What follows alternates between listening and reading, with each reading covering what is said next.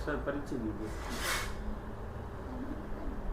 मी विजयकुमार धोंडीराम बेंबडे, मुख्याध्यापक, सरदार वल्लभभाई पटेल हाईस्कूल, मुदखेड, तालुका मुदखेड, जिल्हा नांदेड़।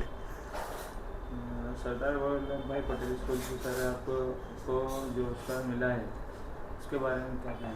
निसर्ग व सामाजिक पर्यावरण प्रदूषण निवारण मंडळ महाराष्ट्र राज्य या मंडळाचा मी राज्य संघटक म्हणून माझी निवड झाली।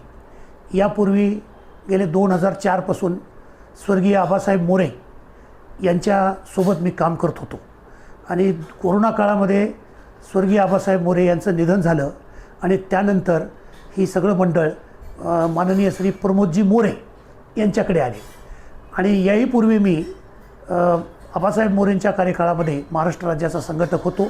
आता 2026 ते 2029 या कालावधीसाठी निसर्ग व सामाजिक पर्यावरण प्रदूषण निवारण मंडळ महाराष्ट्र राज्य याचा जिल्हा संघटक म्हणून माझी निवड झालेली आहे। या निवडीच्या नंतर अनेक नांदेड शहरातील साहित्यिक डॉक्टर जगदीश कदम सर, कवी नारायण शिंदे सर, सामाजिक कार्यकर्ते दिगंबरराव क्षीरसागर सर, निर्मल प्रकाशनाचे निर्मल कुमार सूर्यवंशी सर, प्राध्यापक डॉक्टर कमलाकर चव्हाण सर या सर्वांनी मला भेटून माझं अभिनंदन केलं व माझी पुढची दिशा काय असा प्रश्न त्यांनी केला आणि यानंतर 2026 ते 29 या कालावधीमध्ये संबंध राज्यामध्ये प्रत्येक जिल्ह्यामध्ये पर्यावरणाची चळवळ अतिशय चांगल्या पद्धतीने राबवण्याचं काम आपण या ठिकाणी करणार आहोत।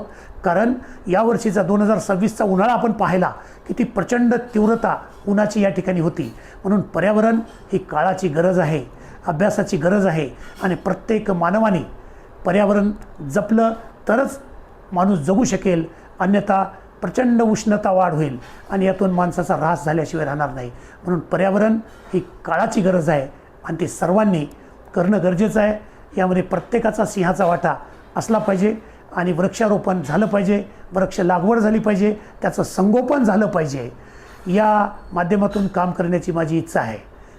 तसेच या ठिकाणी याही पूर्वी मी काम करत असताना विद्यार्थ्यांचे वाढदिवस हे वृक्ष लागवडीच्या माध्यमातून आम्ही करत होतो।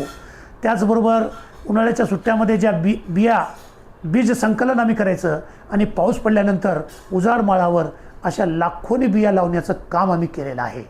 त्याचबरोबर मी माझ्या गावाकडे शेतामध्ये जवळपास 300 ते 400 झाडं अगदी नुसते लावून सोडून दिले नाही तर त्याचं संगोपन केलेलं आहे आणि वेगवेगळ्या जातीची झाडं त्या ठिकाणी आजही पाहायला मिळतात, हे वास्तव आहे।